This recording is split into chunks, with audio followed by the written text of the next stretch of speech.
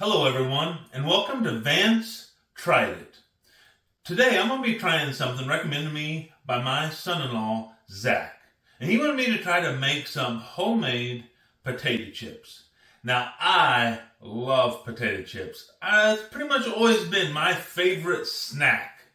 Now, if you ask me what is my favorite potato chip, it would probably be either Uncle Ray's Hot Chips or Ruffles sour cream and cheddar chips. Those are both really good, but I just love potato chips. And so let's see how we can make some homemade potato chips. And why don't you, down in the comments, tell me what's your favorite potato chip? We're going to start off with some russet potatoes, and I have here a mandolin. And this is basically just a slicer that you use manually. Now, there is this guard. If you are new to using a mandolin, and I would suggest if you're going to try this, you should probably get one of these slicers, a mandolin. You could use a food processor, oftentimes has a chopper in it, but you really want something that you're going to be able to adjust the size of the cut. Now, you can put whatever you're slicing in here. Has little prongs in there that'll hold it. This will keep you from slicing your hands open, but I don't like to use this because it doesn't give me a lot of control. So if you'll just be really careful, you can do it by hand, but if you're not sure you're going to be careful, or if you have kids watching you or helping you, I would really suggest use the guard. So let's slice this up, and as you can see, it's just really easy. You just run it back and forth over the blade. And then I will usually rotate it because you end up getting some varying degrees of pressure on here as you slice it down there. You'll start to see the potato start to lean one direction or another. And so I just keep rotating it. Then obviously as you get further and further down on the potato, you want to be even more and more careful.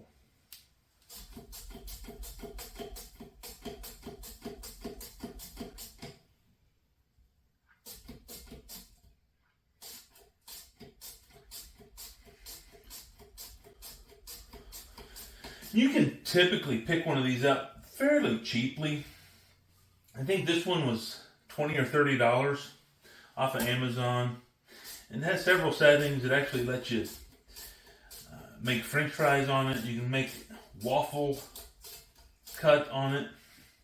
As you can see on this potato here, I'm getting really close to getting my fingers down there. So now I'm going to be really careful here on this end to make sure I am not cutting myself here. I have it set on about 1/8 of an inch, maybe a little bit less than that.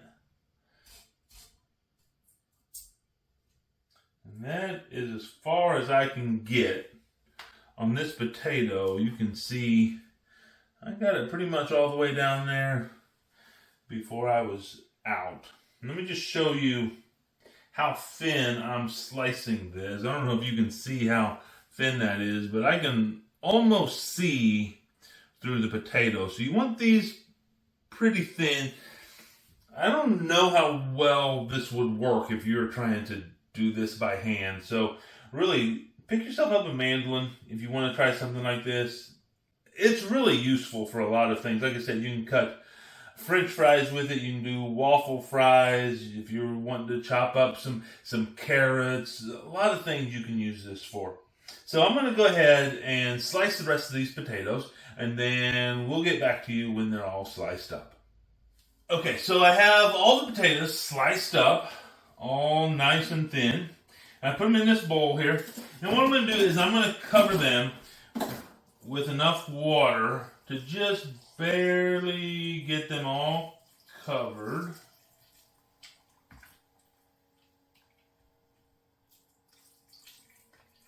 Like that. And then I'm going to add ice. So you're really wanting ice water here. Mix them around a little bit. Try to get them disconnected a little bit from each other here in the ice water. Make sure everything's still under ice water. I'm going to let these set for about 30 minutes in this ice water. What I'm basically trying to do is I'm trying to break down all the starch out of the potato. That way they're going to fry a lot better. They're going to be a lot crisper. And they're not going to stick together as much in the actual frying pan. So we'll get back to you when these are done soaking. All right, welcome back. We've been soaking these potatoes for a little over half an hour now. And what I've done is I've taken a baking sheet and I've put a towel over it. You need an absorbent towel to do this, because what we're going to want to do is we're going to want to get these potatoes dry now, because when we put them in the oil, we don't want that to crackle and pop. And if you put water into hot oil, it's going to pop all over you. So we want to get these as dry as we can get them. So we're just going to take them out. We're going to lay them out on the sheet, and you need to separate each one. And this is kind of an arduous task to separate each of these thin little pieces, but it is important that we do this so that we can be safe. And then I'm just going to take a paper towel and just dab them and get the water out. Get them nice and dry.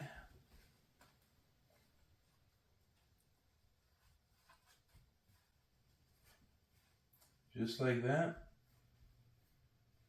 And then I'm just going to take this batch off. I'm going to put them in a bowl. I'm going to continue to dry off all the rest of the chips. And then I'll get back to you once we have those all dried out and the oil ready for cooking.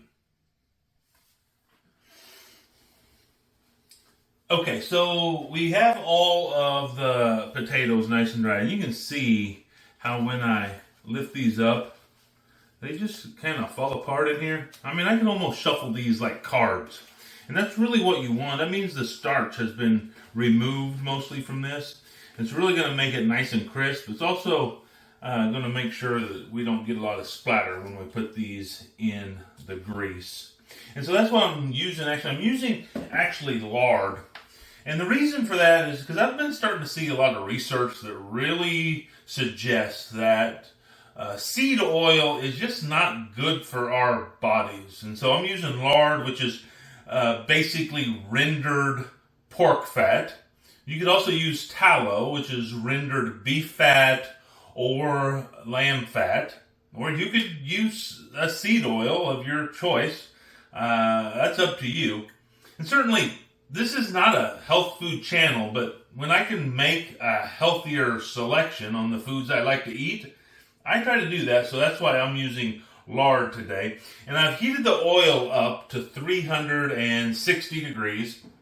And really, if you don't have one of these instant read thermometers, you should really get one. And so let me just put it in here and test it. Make sure we are at the right temperature. You put it in here, and I know it says instant read, but it's not quite instant. But when you're testing your temperature in your pan, you kind of want to make sure you're not putting it on the bottom of the pan. You're putting in the oil. So we're at about 365 right now, which is just the right temperature. We really want this oil to be between 350, 365 degrees.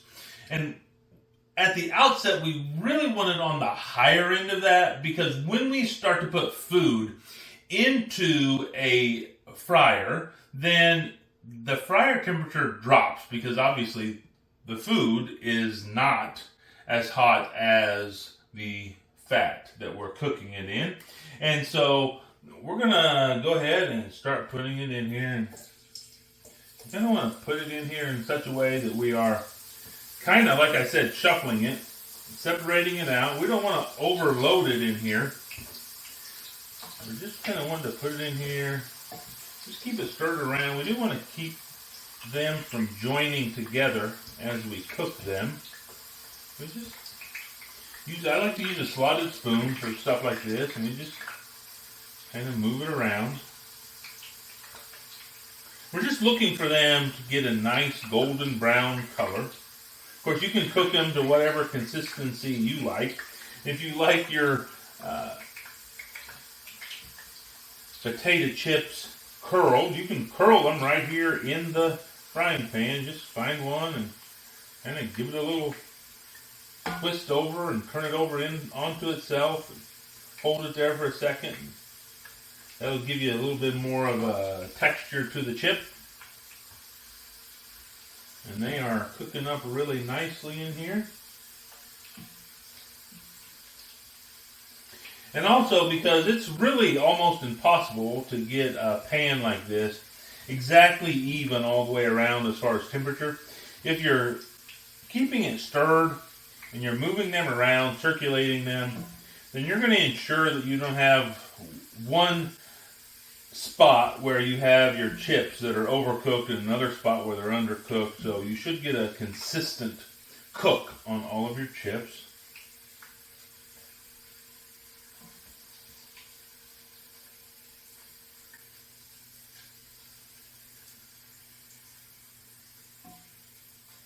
Just look for ones that look like they're kind of sticking together.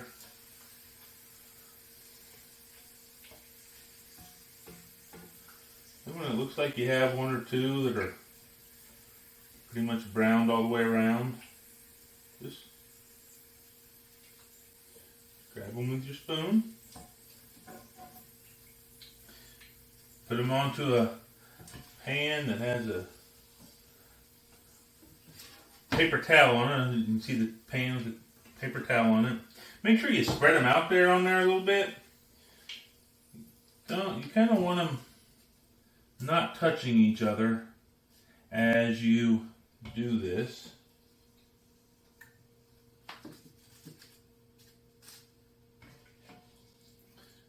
And then you're going to reach a point like I'm at now, and you kind of want to hurry so you're not getting any that are overcooked. And this is the last couple in here. And then we go back in and spread them out a little bit. Let them drain off some. And what you're going to want to do is you're going to want to let those completely dry off and cool down. But before you do that, I'm going to just sprinkle some salt on there.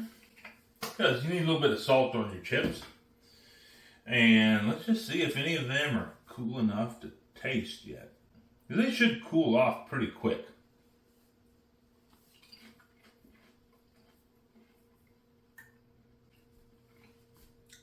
Yeah, that is a good tasting chip.